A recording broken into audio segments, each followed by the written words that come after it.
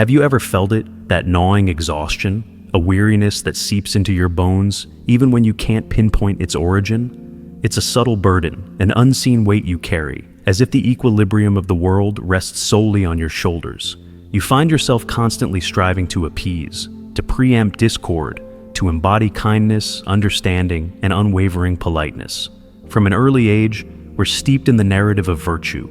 The good prevail, kindness begets kindness, honesty and humility are ultimately recognized and rewarded. But what if this deeply ingrained belief, this comforting story, is merely a well-crafted illusion, a convenient tale spun to ensure our docility, our predictability, our effortless control? Think back.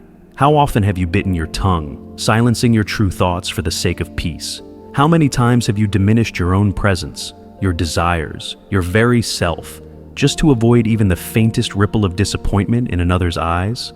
Recall the instances where you endured disrespect, allowed yourself to be exploited, and still you offered a strained smile, murmuring, "It's all good."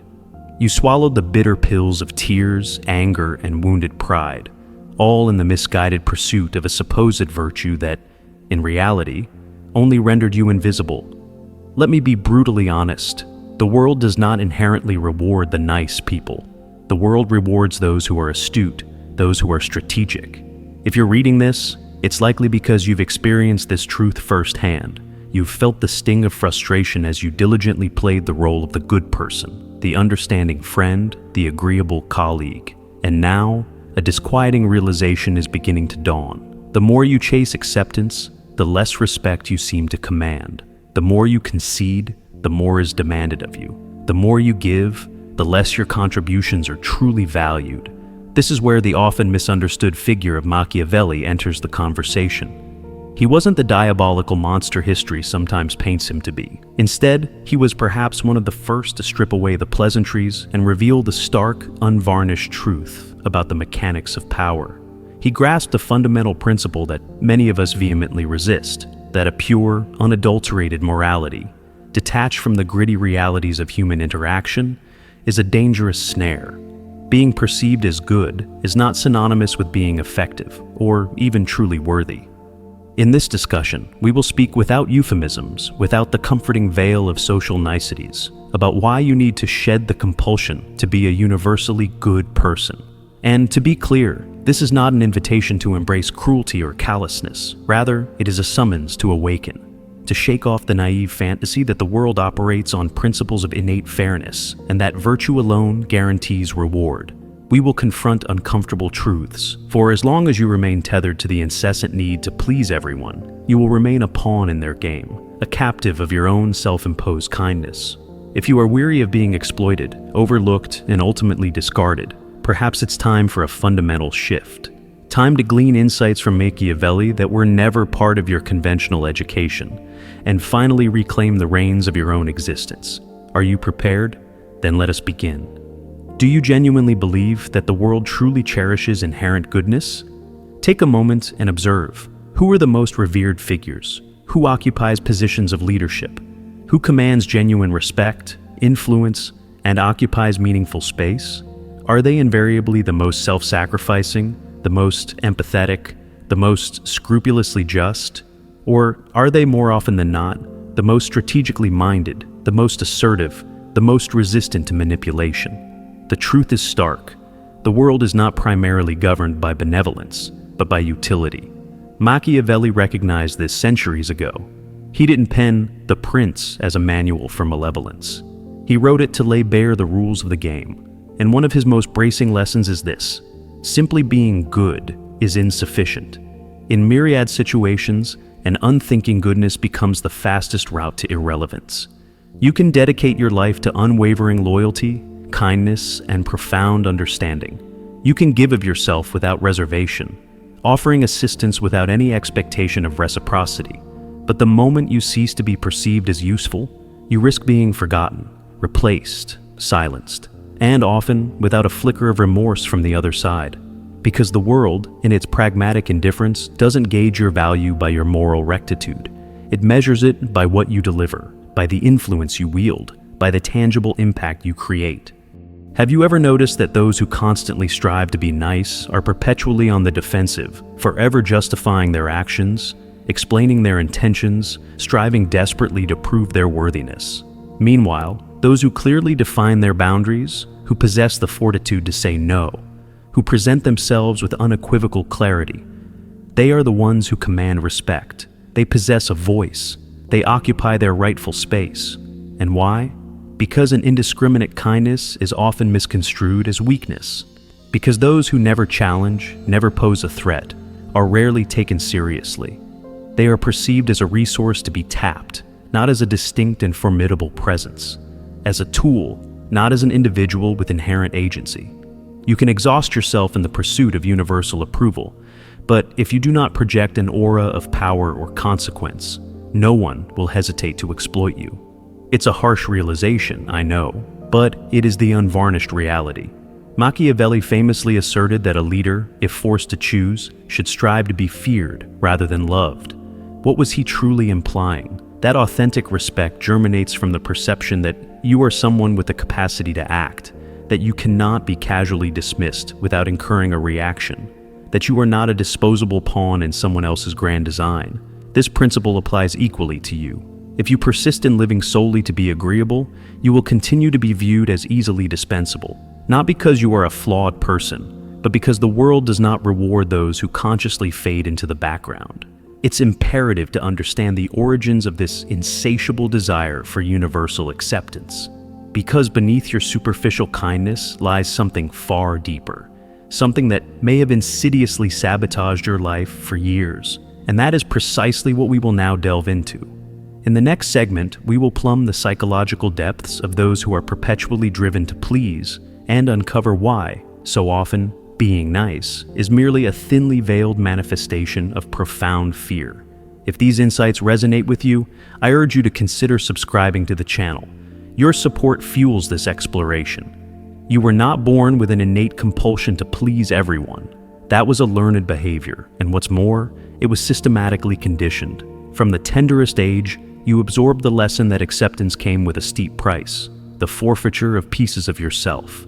Forced smiles, suppressed desires, silenced opinions, all offered up on the altar of approval, from the chastisement of, "Don't do that, it's ugly," to the praise of, "Be nice," or "You're so polite." Little by little, you meticulously sculpted yourself to conform to the expectations of others. But what no one ever bothered to tell you is that this constant striving to please is an emotional cul-de-sac, a psychological cage constructed from poisoned compliments and disciplinary actions disguised as nurturing education. You were taught that if you pleased others, you would be cherished, and conversely, if you expressed anger, established boundaries, or exhibited any form of self-interest, you risked rejection. And so, your mind, in its innate drive for survival, did what any rational mind would do. It adapted. The profound tragedy is that this adaptation gradually transmuted into submission. Today, you find yourself utterly incapable of articulating a no without being consumed by guilt. You shoulder the immense burden of others' well-being, even when it corrodes your own inner peace. You experience profound frustration, but internalize it. You suffer bitter disappointment, but forgive with an almost unsettling speed. You exhaust yourself in the relentless endeavor to uphold an image that others demand of you, not because it reflects your true essence, but because it is the blueprint for security you were taught. But let's introduce a dose of reality here. This is not kindness. This is fear. The fear of rejection, the fear of not being loved, the fear of being branded a bad person, the fear of simply being your authentic self, with all your genuine desires, your righteous anger, your legitimate boundaries, your distinct voice. And this pervasive fear has transformed you into an agent of your own sabotage, someone who conceals themselves behind behaviors that are socially palatable but emotionally devastating. The most heartbreaking aspect, you often don't even perceive what you're doing. You rationalize it as empathy, but it is, in truth, a terror of confrontation. You label it understanding, but it is a deep-seated dread of abandonment. You call it kindness, but it is, at its core, a desperate fear of not being enough. Your kindness, in this context, is merely a mask, an unconscious stratagem to circumvent the agonizing pain of rejection. But this mask extracts an exorbitant toll, It suffocates your authenticity, cripples your inherent power, and erodes your dignity. And if you do not consciously choose to shed this mask, it will fuse with your very skin, becoming your permanent identity. One day, you will gaze into a mirror and no longer recognize the true individual gazing back. Yet, there is a path back, a route to reclaiming your selfhood. And to embark upon it, we must learn from someone who grasped the profound influence of image, perception, and strategy like no other, Machiavelli. In the next section, we will delve directly into the practical lessons the prince can impart about liberating ourselves from the tyranny of needing to appear good, and instead earning respect for who we genuinely are. If you are still living your life as a good person, clinging to the hope that others will unfailingly recognize your morality, your ethics, and your unwavering integrity, cease immediately. Machiavelli, over 5 centuries ago, issued a prescient warning. This path is beautiful but dangerous. In the brutal theater of the real world, it is not the inherently good who triumph, it is the effective who prevail. And effectiveness in the intricate game of life demands strategy. It necessitates a profound understanding that people are not primarily motivated by your inherent goodness. They are driven by their own interests, by fear, and by the relentless pursuit of power. In The Prince, Machiavelli writes, "Everyone sees what you appear to be, few feel what you really are." This single sentence is a gut punch. It shatters the romantic illusion that merely being genuine, pure, and authentic is sufficient to command respect. The reality is unsparing. People do not perceive your underlying intentions. They react to your outward presentation, your image, your undeniable impact. You may possess the most righteous soul in the world, but if you project an aura of weakness, you will be treated as weak. Your heart may be the most generous, but if you fail to inspire respect, you will be ignored. This is precisely why the prince, and here, the prince is you. Anyone who yearns to seize control of their own life cannot afford to be naive. You must possess the strategic acumen to appear virtuous when circumstances warrant it, and to be ruthlessly pragmatic when necessity dictates. Machiavelli famously counseled that a leader must know how to employ the nature of both the beast and the man. He must be a fox to discern the hidden traps, and a lion to instill terror in the wolves. This is a metaphor of chilling accuracy. The fox embodies cunning, perceiving concealed dangers, moving with stealth and discretion. The lion, conversely, projects raw power, imposing fear and an undeniable presence. Machiavelli does not advocate for being exclusively one or the other. He demands that you be both. Be astute enough to identify those who seek to manipulate you, and formidable enough to make others think twice before attempting to do so. Do you genuinely desire respect? Then understand this. The virtue Machiavelli champions is not the saccharine, idealized version preached by conventional moralists.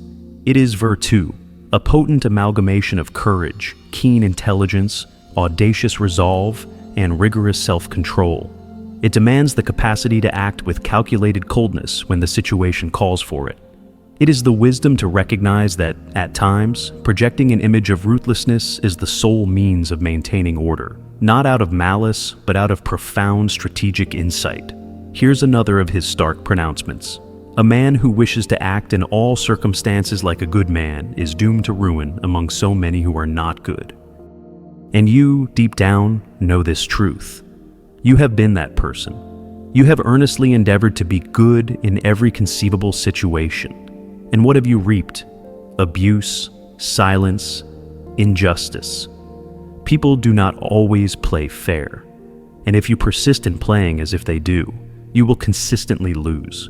This is not an admonition to abandon your core values. It is a clarion call to stop allowing those values to function as shackles.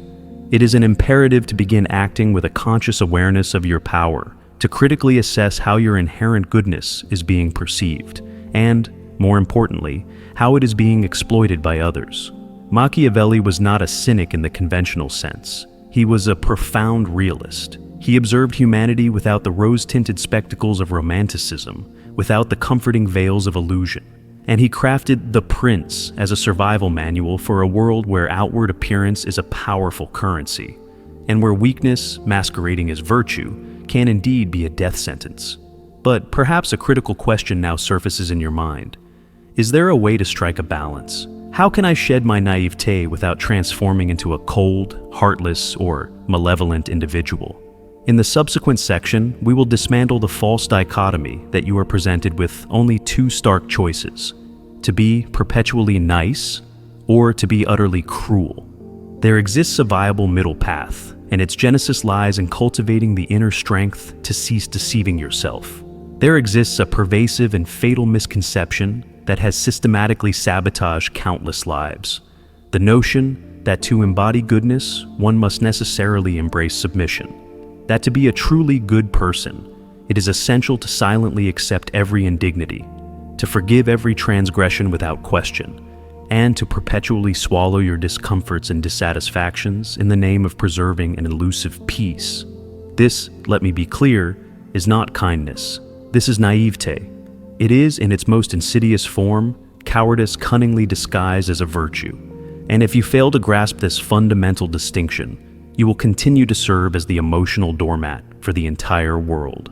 True kindness does not demand your self-annihilation. It demands acute awareness, crystal clarity, and conscious choice.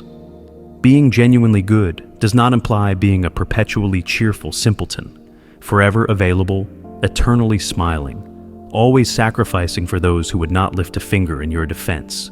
This is self-abandonment. It is emotional dependency cloaked in the deceptive garments of morality. Naivete, in its blind optimism, believes that others will treat you with the same pure heart you possess. Naivete clings to the illusion that the world is inherently fair and that your integrity will invariably be recognized. Naivete anxiously anticipates gratitude, reciprocity, and thoughtful consideration, and consequently, it lives in a perpetual state of frustration. It dwells in constant disappointment because it projects onto others a nobility that, in reality, simply does not exist. True kindness operates differently. It is resolute. It knows how to articulate a firm no. It possesses the wisdom to disengage. It comprehends that not everyone merits the absolute best of you, and that bestowing your finest efforts upon those who have nothing genuine to offer in return is an act of waste, not an act of generosity. You can be a just, compassionate, and deeply integral person, and still be feared, be respected, be someone who commands presence, who possesses an unwavering clarity about what they will tolerate and what they absolutely will not accept. Machiavelli, despite often being perceived as cruel through the lens of modern sensibilities, did not despise virtue. He despised naivete. He understood, with chilling clarity, that in a world teeming with predators, kindness unbuttressed by strength is merely fresh meat in the heart of the jungle. The critical question you must pose to yourself now is this: is your kindness genuinely protecting you, or is it merely exposing you to further harm? Is it fortifying your spirit, or is it systematically destroying you? Because if your entrenched idea of being good entails a life defined by swallowing injustices, meekly accepting meager crumbs, and blaming yourself for every flicker of anger you feel, then you are not being good. You are being dominated. And there is an antidote to this insidious pattern. There is a delicate point of balance where you are not compelled to relinquish your core essence, yet you are simultaneously liberated from the need to kneel before anyone. A space where you can act with courage, with profound clarity, and with unassailable emotional intelligence. In the forthcoming section, we will meticulously explore this path. We will discuss how to cease being a nice person without transforming into a scoundrel, and finally seize control of your life without betraying the authentic self you truly are.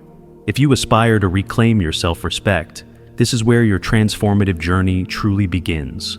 Many individuals who awaken to the stark reality of their own self-imposed submission often fall prey to a perilous miscalculation. They erroneously conclude that to extricate themselves from the trap of being perpetually nice, they must metamorphose into someone cold, utterly insensitive, perhaps even subtly cruel. This, however, is merely another equally insidious trap: the infamous rebound effect. After years of being exploited and taken advantage of, the immediate instinctive response is to swing violently to the opposite extreme, to become tough, indifferent, meticulously calculating. But this is not genuine liberation. When you abandon your core essence in this manner, you are not truly fortifying yourself. You are merely constructing a brittle shell of protection through denial, and that, unequivocally, is not freedom. It is the lingering residue of trauma, artfully disguised as power. True liberation blossoms when you cultivate the profound capacity to be whole. It happens when you cease to perform for the benefit of others and begin to act for the singular benefit of yourself. It is not about adhering to arbitrary labels of good or bad. It is about embracing radical authenticity. It's about gazing into your own eyes in the mirror and knowing with unshakable certainty that you are capable of profound kindness, but you will never again permit yourself to be passive, that you can embody deep compassion, but you will never again allow yourself to be permissive, that you can extend a hand in genuine assistance, but you will never again have to beg to be acknowledged or seen. So, how does one embark on this journey of shedding the nice persona without betraying the intrinsic fabric of who you are? Firstly, internalize this fundamental truth. Your voice matters. You have been meticulously conditioned to believe that expressing complaints, establishing boundaries, or articulating disagreement is inherently selfish. But this is a profound falsehood. True selfishness lies in expecting you to endure in silence while others speak over you, dictate your terms, and diminish your existence. To speak up, to take a definitive stand, to unequivocally state, "I do not accept this." That is dignity. That is profound self-respect. Secondly, cultivate the profound art of saying no. Saying no is, without exaggeration, one of the most liberating acts a human being can perform. And it does not require aggression. It does not demand a raised voice. A calm, resolute, and non-negotiable no possesses more power than 1,000 convoluted justifications. Because it communicates an essential truth, you possess limits, and those who possess clear, unyielding limits are respected. Those who do not are exploited. Thirdly, meticulously observe the reactions of those who are unsettled by your burgeoning transformation. These individuals serve as your most accurate barometer. If you begin to assert yourself, and someone reacts by stating that you are different, strange, or selfish, it is an undeniable indicator that your previous submission served their interests. When you shift your behavior, you disrupt the invisible, unspoken pact that granted them permission to exploit you, and this disruption is, predictably, uncomfortable for them. But do not be misled. This discomfort on their part is an unmistakable sign of your progress. Fourthly, release the crippling need to be understood by everyone. Not everyone will comprehend or even approve of your profound transformation, and that is perfectly acceptable. You owe no loyalty to the contrived image they have constructed of you. Your supreme loyalty must be to your own truth, to your own inner peace, to your inviolable emotional health. Fifthly, and perhaps most crucially, consciously replace your ingrained desire for universal acceptance with an unwavering commitment to radical authenticity. When you act from a place of genuine authenticity, you may indeed displease some individuals, a consequence you must learn to embrace. However, far more significantly, you will attract the genuine respect of those who truly matter. And beyond that, you will begin the profound process of respecting yourself. And that, my friend, is the singular form of respect that no one, under any circumstances, can ever strip away from you. Machiavelli, in his profound wisdom, did not write to instruct you in the art of cruelty. He wrote to awaken you from the perilous slumber of naivete. And the greatest naivete in this complex world is the unwavering belief that simply being nice is sufficient to command respect. It is not. It demands immense courage to cast off the constricting role of the pleaser. It demands formidable strength to truly be who you are without perpetually seeking permission. But this transformative journey is not yet complete, because now arrives the decisive, pivotal moment. The choice between continuing to inadvertently sabotage your own life or finally seizing the reins and steering your destiny.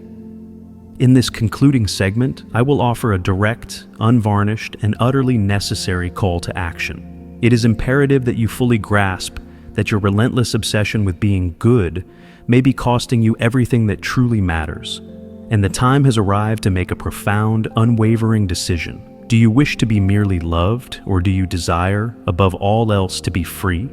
It is time to engage in a moment of brutal, unflinching honesty with yourself. How much longer will you persist in playing the role of the perpetually nice guy or girl? How much more of your invaluable energy, your distinct voice, your inherent dignity, are you willing to sacrifice, simply to uphold a projected image that is not even authentically yours, but rather one that others have come to expect and demand of you? Do you genuinely believe this charade is a virtue, that it is a noble pursuit? I tell you unequivocally, it is a prison. A psychological prison, an emotional prison, a gilded cage adorned with false compliments, where you are applauded and celebrated solely for being harmless, for being utterly predictable, for posing no conceivable threat. But let me convey something to you that perhaps no one has possessed the courage to articulate before. No one is coming to liberate you from this self-imposed captivity. No one will suddenly materialize to express gratitude for your countless sacrifices, to bestow upon you the respect you so desperately crave, and to gently whisper, "Now, you can finally rest." That is not going to happen. Because as long as you remain willing to be used, there will always be someone, somewhere, perfectly willing to use you. This is not an indictment of human malice. It is the unyielding, unvarnished truth of reality. And reality, my friend, does not bend to the delicate tendrils of good intentions. You can persist in embodying that idealized version of a good person that society has so assiduously pressed upon you. Calm, perpetually patient, endlessly understanding, always available, always eager to affirm with a yes. But be prepared for a future brimming with escalating frustration, simmering resentment, and soul-crushing invisibility. Or you can awaken. You can make a conscious, definitive decision right here, right now, that your inherent kindness will no longer serve as a restrictive collar around your neck, that you will henceforth act with clear intention, with an undeniable presence, with an unshakable firmness, that you will consciously choose when to be generous, and perhaps more crucially, to whom, that you will no longer offer what you do not receive in return, that you will no longer live your life in a constant subservient quest for the approval of others, like a desperate canine begging for a fleeting moment of affection. The truth, in its profound simplicity, is this: the world inherently respects those who first and foremost respect themselves.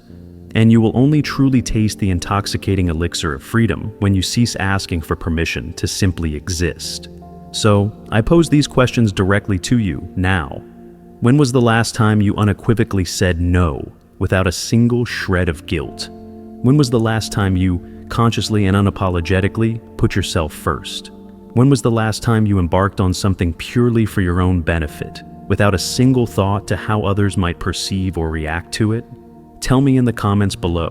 I yearn to hear the precise moment you recognized with chilling clarity that the relentless pursuit of niceness was, in fact, systematically destroying you from within. This vital conversation must not cease, for countless individuals are trapped within the very same self-imposed prison. And your story, your awakening, could very well be the spark that ignites liberation in another. And if this video has profoundly compelled you to reconsider your approach to living, to acting, and to perceiving yourself, then you absolutely must engage with the next one. Trust me, it is of paramount importance.